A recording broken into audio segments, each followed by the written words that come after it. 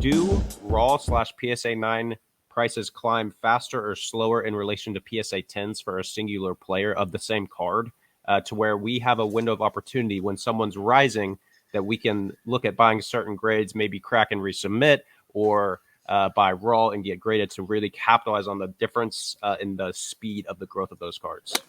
Look at you, Connor. If I just want to give you a big hug right now. This is Let's such go, a baby. what a phenomenal question. A phenomenal question. This is experienced buyer level question. All right. It took me years to figure this out, but let me share it with everybody so everybody can figure out since you asked the question. Let's go. PSA 9s climb after the PSA 10s do. So what I often will look to do, and this is why I cringe every time Lefty says he sells all his PSA 9s. He doesn't want them. They're garbage. There's money to be made on PSA 9s.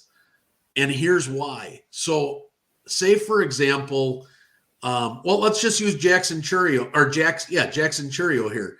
So with his big contract, I just capitalized and I won on a couple of PSA 9s. I didn't put them in my wins of the week this week because they weren't big enough wins to brag about, but we're going to talk about it on the deep dive, right?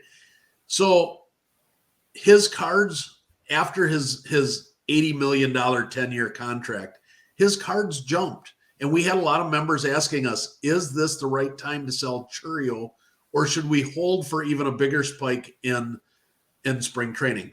We, both Lefty and I, agreed we're holding ours until spring training because we think this little blip on the radar is going to be small compared to the blip when he makes the club out of spring training.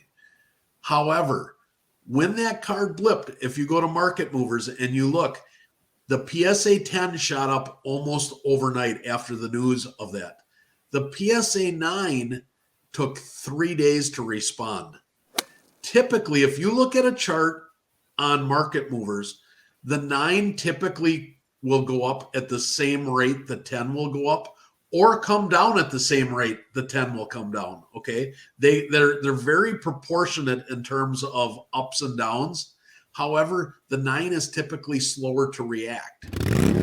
So there are buying opportunities when you have a 10, like Ellie De La Cruz is a perfect example. Last year, his card almost tripled in a matter of a few days.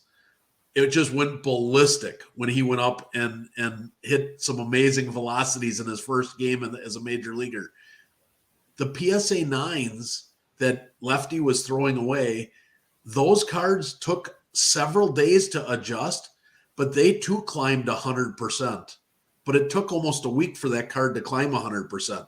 So you can when you see a card spike almost overnight, if you can find that card in a 9, you can typically turn that card into a profit because it will follow the same spike. It's just slower to respond.